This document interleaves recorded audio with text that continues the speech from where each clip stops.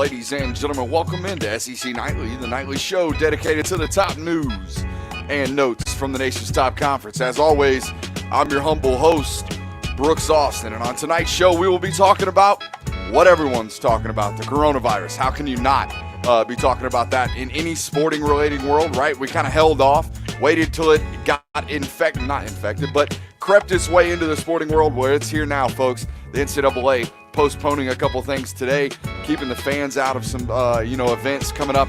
The SEC's tending to be the only conference still holding out with fans there at their events. The Georgia basketball team still playing, I believe, as we speak right now. So SEC holding strong, but we'll be talking about the latest with the coronavirus and what the NCAA is doing to help prevent further outbreaks in that.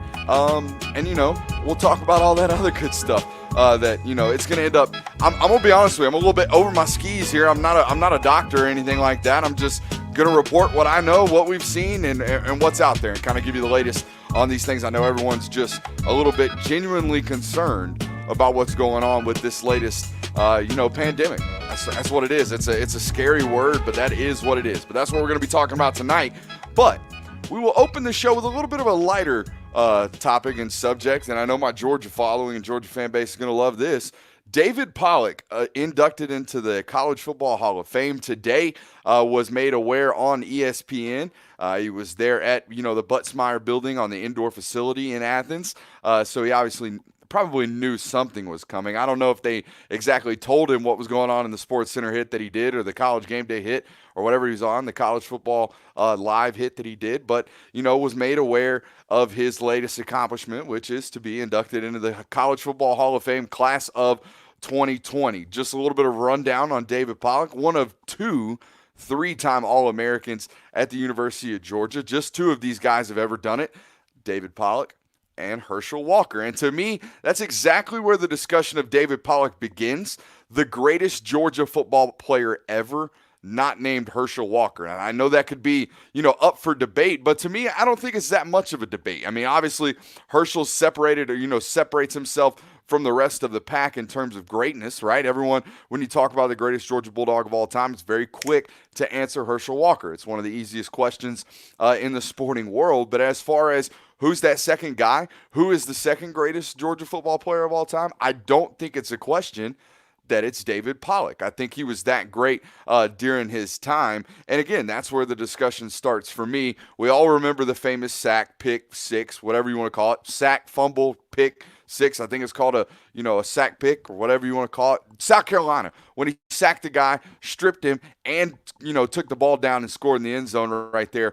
One of the greatest plays of all time that we've seen, in a Georgia uniform there from David. So we all remember that. We will all remember, him going crazy in his last football game in the 2005 Outback when he had 3 sacks, 3 TFLs, forced a fumble and recovered a fumble there in that Outback. But to me, man, I will always remember fighting my friends for the number 47. Every single year when it came out, when rosters were set for rec ball, despite being I wanted to wear 47. Why? Because David Pollock wore 47. To me, I'll always remember that. I will always remember the story I read. I can't remember where I read. I must have been, in middle school when David Pollock lost a bunch of weight going from defensive tackle to defensive end. And as a former Chubster and current Chubster, it was always, fascinating to me when guys would make that transition. Pollock came into Georgia as a fullback out of South Georgia, got moved to defensive tackle, and then lightened up, right headed into his, freshman year or sophomore season there at the University of Georgia, got a lot thinner. And, as a young kid going through some weight issues and whatnot, David Pollock was a guy that, was used as an example. Look, Brooks, you could do this.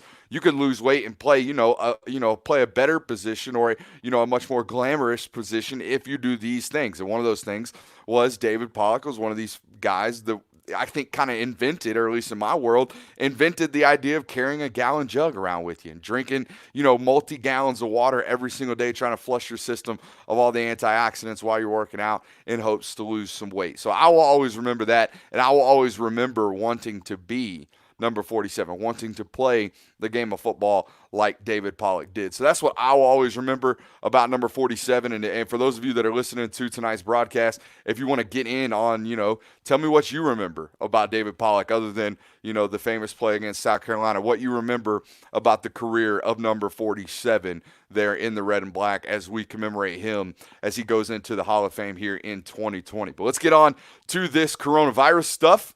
Again, I told you at the top, a little bit over my skis right here. I'm not a doctor, not really a news reporter, not a news analyst, but, I read. I read like the rest of you guys, and I'll kind of give you my thoughts and opinions and the latest on what we've got going on here. According to CBS.com, there's over 116,000 confirmed cases worldwide. 64,000 of those, however, have already recovered, have already kicked this. It seems to be what, is a common cold, but what's an uncommon about this is how fast it's spreading and how long these germs are living on the surface that they are, up to 14 days. That's why you see the 2-week quarantine that most of these people that are infected are being put under. But, the main thing, obviously, is what a terrible time for this to occur. Obviously, never good for anything like this to spread across the world, but never a worse time possibly in the sporting world cycle. I mean, this is a huge time for sports, and, the large gatherings are trying to avoid when something's spreading like this. That's why the NCAA has responded in the way that they have, and we'll talk about that here in just a little bit. But, the NCAA March Madness kicking up. We've got conference tournaments going on as we speak. MLB opening day is ever so, approaching, getting closer and closer. What's going to go on with Major League Baseball? They haven't had to make a decision here about any of this yet because they don't have games right now other than, scrimmages and interleague play, and they're in spring training. But, it's the final stretch of the NBA season as well. And some pretty concerning audio that came out of the Utah Jazz and Oklahoma City Thunder game today. I'm going to riff for just a little bit and try to find that. I saw it on Twitter before I got on to tonight's broadcast, and it didn't sound great. Okay, never when you're speaking out loud do you want to tell people the second you come out that everything's okay, you're all going to be safe. That's probably not what you want to lead with. You probably just want to lead with the information and get going. But here it is. I got it right here. Let's see. Sorry, this is not good radio. I probably should have had this prepared already. But bottom line, the Oklahoma City Thunder and Utah Jazz game was delayed today after, the game had already started. So something weird happened. They here we go.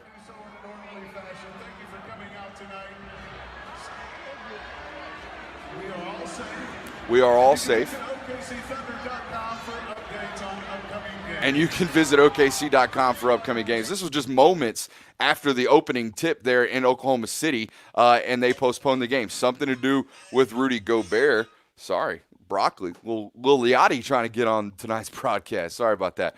But yeah, just some outbreak and some panic there over in Oklahoma City tonight. So just something to pay attention to as to what's going on there. But as far as the NCAA goes, as of today, the first 4 play-in games, the first and second rounds of the NCAA tournament will be played without fans. And again, we've told you some of these conference tournaments are obviously underway right now. Some of them still playing like the SEC in front of fans right now. I would imagine that is set to change after tonight's basketball games. Once they commence, once all is said and done, they'll probably enact every other, kind of policy that all the other conferences, and for that matter, the NCAA, is set up. The Ivy League said, screw it, we're canceling everything. They sent everybody home for the entire spring semester, basically. Yale will get the bid into the NCAA tournament from the Ivy League, but everybody else, all their sporting teams, see ya, go home. Michigan has already canceled their spring football game, said done too. And part of that was due to this, new policy that a lot of these states are coming out with that, no more than 100 people in one gathering in the state of Michigan, no more than 250 people out there in Seattle, what they're calling ground zero here in America for what happened with this coronavirus. So things spreading, people starting to make decisions of shutting things down. And I guess we can kind of open it up here as well, whether or not you guys think that, I personally think if things are spreading that fast and you're trying to limit exposure and you're trying to limit contact, yeah, just play the games without fans. And I know it's going to sound really weird, but hear me out here. If we can take it for a second and maybe take this a little lighthearted for just a second, I think it's going to be pretty compelling. If we're just talking about the games themselves, the audios are going to sound incredible. The TV and the TV stations are still going to be there. They got to broadcast these basketball games. So what are these games going to sound like with no fans? Are we going to be able to hear guys screaming, pick left, pick left? Are we going to be able to hear all that? Coaches screaming from the sideline that they got to play some defense, or what? How are they going to? It's a whole different FCC. How are they going to regulate the language? Because I'm here to tell you guys the language always isn't necessarily the cleanest out there in these games. So I think it's kind of going to be compelling. I think it's the first couple of times you see it, it's going to be rather shocking. But we've seen it done before. Europe out there was playing fanless for quite some time, about a week at this point with their soccer games out there. When the Baltimore riots were setting off last summer, we saw the Orioles play without fans up there. You're talking about a weird scenario, talking about really getting to hear the crack of the bat. I mean, with no one in the stands, things can get rather silent. So just that kind of thing will be interesting to see, just what it's going to look like, what the TV product is going to look like. And here's my thing. For the NCAA, yes, I can answer a question, Joey, as long as it's a proper one. We'll put it up here and answer it, as long as the question is, relatively, right. Anyways, yeah, I think, Brett, I think we might be able to get on with our lives once this clears out. So we'll see what ends up happening. I think they're making the right decision, just trying to quarantine everything. But what I was trying to say is, things are getting kind of squirrely when the NCAA turns away all that money. What has the NCAA always been about? They've always been about money and keeping most of it for themselves as well, never giving it to any of the players. But for the NCAA to say, hey, I know we're just going to lose a ton of money on ticket sales and revenues and concessions and all that stuff, dump it. It's all good. Just leave it. We'll play it all on TV. We'll do the whole tournament on TV. Nobody will be there. It's all good. The safety is more important than the dollar. Finally, and I guess it took a pandemic outbreak of coronavirus or CVO-19, whatever that is. Brett Hunter makes a great point here. It's the lesson to be learned from this, guys. Wash your hands. You've been taught all your life, as Brett says, wash your hands, okay? And I know, look, this thing's spreading across the world. Washing your hands in hot water, if you're going to get it, it's probably not going to stop you from getting it. But the good news is it seems to be a relatively the symptoms are that of a common cold for those who aren't, of age or pre-existing health conditions. So it seems like this is something that's going to pass. Some unfortunate timing, like we talked about at the very beginning of the show. You would rather not see this go on at any time, but let alone during one of the more hot times of college sports and sports in general, for that matter. So we'll see what happens moving forward. But I'm kind of interested to see what's going to happen with these spring football games. Right? We talked about Michigan already canceling theirs. But what happens to a school like Georgia? These guys are out on spring break right now. That's a whole nother discussion. If you guys know anything about college spring break, holy smokes, if there's not enough germs going around, now we got the Rona mixed in up there too in all this too. So, it could get a real, sticky situation when all these kids come back to these campuses, especially like Georgia. All these guys depart, they go wherever they go, and then they come back, and they're all back in one, area and one confined space. Now, I did speak to the University of Georgia today, student services. They have not planned to cancel anything. They are still going full speed and full, tilt over there at the University of Georgia, even though it's spring break. When they come back, as of today, as of 2 o'clock this Eastern time, this afternoon, Georgia didn't have any plans to stop anything from going on moving forward. Now, that was before this, national news broke that the NCAA would be implementing these rules and not really preferring fans in large gatherings to take place. But I would imagine that, coaches like Nick Saban and coaches like Kirby Smart, they don't want nobody around their spring practices anyways. I'm going to be honest with you. They don't want nobody seeing that stuff no way. So, they're probably going to jump at the opportunity to close people out. And rightfully they should. First of all, to protect their program and to protect those students and those players, those student athletes. But secondarily, I mean, there's a little bit of motive to keep things behind the curtain especially when you've got an offensive system being implemented there at the University of Georgia. So I guess let's talk about that. Let's talk about what we might see in the springtime. We'll roll into that. I didn't have anything planned tonight on the University of Georgia springtime, but some couple of guys. I talked about this on NBC or ABC. Talked about this on 11 Alive the other day with Born to Compete about some guys who really have an opportunity this spring to really capitalize on a chance to earn, and gain some ground on some guys behind them in the depth chart, starting with Matt Landers, guys. This is a guy who did not have a very good season last year, dropped a lot of key passes, and had a decent spring last year and then kind of flopped in the spring game as well. Look, here's the deal. Marcus Rosemy, Arian Smith, Jermaine Burton, Justin Robinson's already there, Darnell Washington, Ladd McConkey, all in this summer. Matt Landers has got some people chasing him. I'm going to tell you that right now. So he's going to have to put some ground in between himself and those incoming freshmen this spring by balling out. I mean, he's going to have a great one, especially to hold off guys like Jermaine Burton and Marcus Rosemy. Look, Matt Landers is never going to play in the slot. He's always going to play X or Z, that outside primary wide receiver. Well, Marcus Rosemy, Justin Robinson, and Jermaine Burton, all three will have an opportunity to compete for that spot along with a guy like Tommy Bush. So Matt Landers going to have a great spring this spring. The other guy, same kind of scenario. Xavier Truss, the left tackle. Now, he turned heads all year last year in practice, dominating the physical fashion. I went and turned back on the tape in the 3 football games that he played in. And granted, they were in mop-up time. They were in mop-up duty against schools like Arkansas State, Murray State, and Georgia Tech. But I'm here to tell you, the kid from Rhode Island physically dominated. And he's a mountain of a man. We call him Big Truss for a very big reason. He's massive. He's like 6'7", 340 pounds, and he plays massive. He plays every bit of that size. So he's a guy with Tate Ratledge, Broderick Jones, and even Chad Lindbergh coming in this summer, enrolling at the University of Georgia.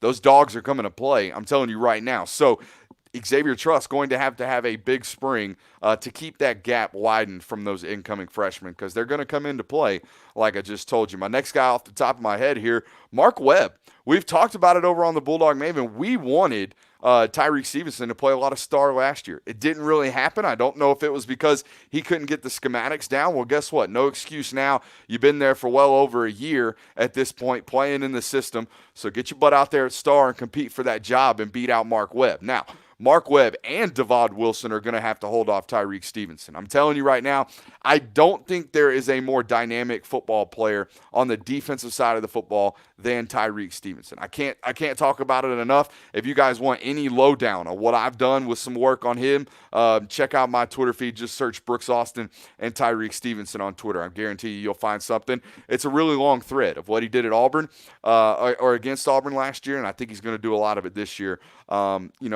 Because that cornerback slot, that traditional corner that he was, originally coming in to play, it's loaded out there, guys. So you're going to have to get guys on the field like Tyreke in that star position potentially, and I think he can play there. On to my fourth guy. Let's stay on the defensive side of the football. Adam Anderson. Adam Anderson is going to have to ball out this spring. Here's why. Georgia might be listed as an odd front defense. They might be listed as a 3-4, but I'm here to tell you they play 4-2-5 majority of the snaps. They play what's quote-unquote nickel defense. That star, that fifth DB, he's on the field about 90% of the snaps at the University of Georgia. It's why you see Azeez Ojulari look like he's playing defensive end 9 times out of 10, not playing quote-unquote outside linebacker. So what that means is there's a Jack and a Sam in the Georgia system. There's 2 outside linebackers. The Jack, what Azeez Ojulari plays, is typically the guy who's on the field majority of the time. The Sam left out of the formation because they're in a 4-2-5. They drop a linebacker off the field, bring an extra DB on, play with 4 down linemen. It's pretty simple, right? 4-2-5. So what that means is Adam Anderson's going to have to hold off Nolan Smith. Adam Anderson's going to have to hold off Jermaine Johnson, who's going to be playing his last year of college football. So all those guys are going to be extremely hungry to play, and they're all really fighting for third down snaps. I mean, that's really it. Pass rushing scenarios, pass rushing situations. That's what they're fighting for.